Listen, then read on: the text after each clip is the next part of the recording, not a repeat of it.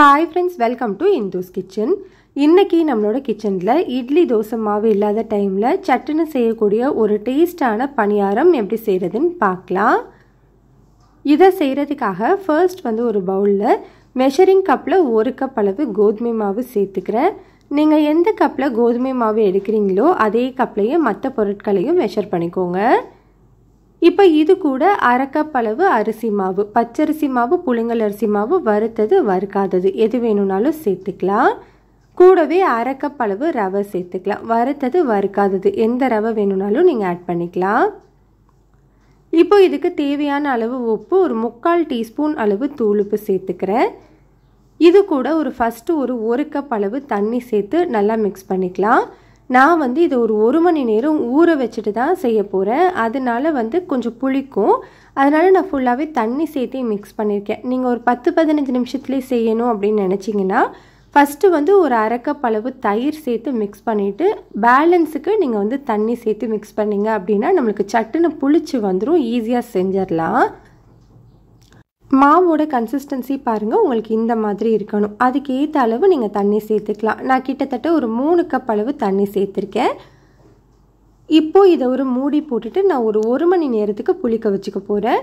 நீங்கள் தயிர் சேர்த்துருக்கீங்க அப்படின்னா ஒரு 15 நிமிஷம் மட்டும் ஊற வச்சா போதும். இப்போ இது ஊறிட்டுருக்கட்டும். அதுக்குள்ளே ஒரு தாளிப்பு ரெடி பண்ணிக்கலாம். அதுக்காக ஒரு கடாயில் 2 டேபிள் ஸ்பூன் எண்ணெய் சூடுபடுத்திட்டு 1/2 டீஸ்பூன் அளவு கடுகு, 1/2 டீஸ்பூன் உளுந்து, 2 டேபிள் ஸ்பூன் அளவு கடலைப்பருப்பு சேர்த்துக்கலாம். இதெல்லாமே நல்லா வறுபட்டு வந்ததுக்கப்புறமா இதில் ஒரு பெரிய வெங்காயத்தை நல்லா பொடியாக கட் பண்ணிவிட்டு சேர்த்துக்கோங்க. வெங்காயத்தை 2-3 நிமிஷத்துக்கு ஸ்டவ்வை மீடியம் ஹீட்லேயே வச்சு வதக்கி விட்டுக்கலாம்.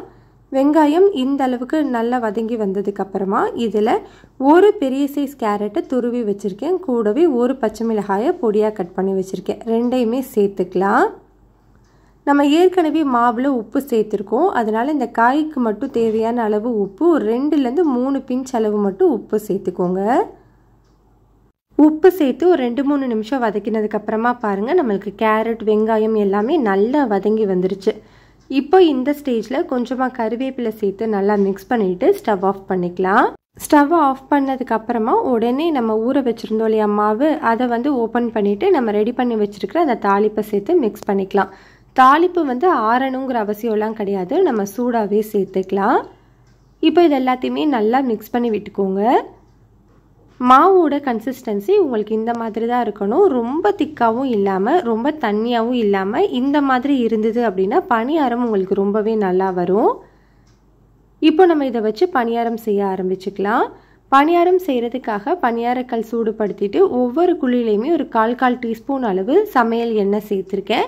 எண்ணெய்க்கு பதிலாக நீங்கள் நெய் கூட சேர்த்துக்கலாம், நல்லா வாசமாக இருக்கும். ஒவ்வொரு குழிகள்லையுமே ஒரு 3/4 அளவு மட்டும் மாவு சேர்த்துக்கோங்க. ஸ்டவ்வை மீடியம் ஹீட்லேயே வச்சுட்டு ஒரு சைடு ஓரளவுக்கு நல்லா வெந்து வந்ததுக்கப்புறமா இந்த மாவு நல்லா உப்பலாக மேலே வருது இல்லையா, இந்த ஸ்டேஜில் நம்ம இதை திருப்பி விட்டுக்கணும். அப்போது தான் 2 சைடுமே நல்லா உப்பலாக கிடைக்கும். திருப்பி விட்டுட்டு ஸ்டவ்வை மீடியம் ஹீட்லேயே வச்சுட்டு ஒரு 2-3 நிமிஷத்துக்கு வேக வச்சுக்கோங்க. 2-3 நிமிஷத்துக்கு அப்புறமா நம்ம இதை எடுத்துடலாம். அவ்வளோதான், நம்மளுக்கு ரொம்ப ரொம்ப சிம்பிளான டேஸ்டான கோதுமை மாவு பணியாரம் ரெடி ஆகிடுச்சு. இந்த மெத்தடில் செஞ்சு பாருங்கள், ரொம்ப ரொம்ப சாஃப்டாக ரொம்பவே டேஸ்ட்டாக இருக்கும். இந்த ரெசிபி உங்களுக்கு பிடிச்சிருந்ததுன்னா லைக் பண்ணி ஷேர் பண்ணி இந்துஸ் கிச்சனை சப்ஸ்கிரைப் பண்ணிக்கோங்க. கூடவே பெல் பட்டனையும் கிளிக் பண்ணி ஆளுங்கிறதையும் கிளிக் பண்ணிக்கோங்க.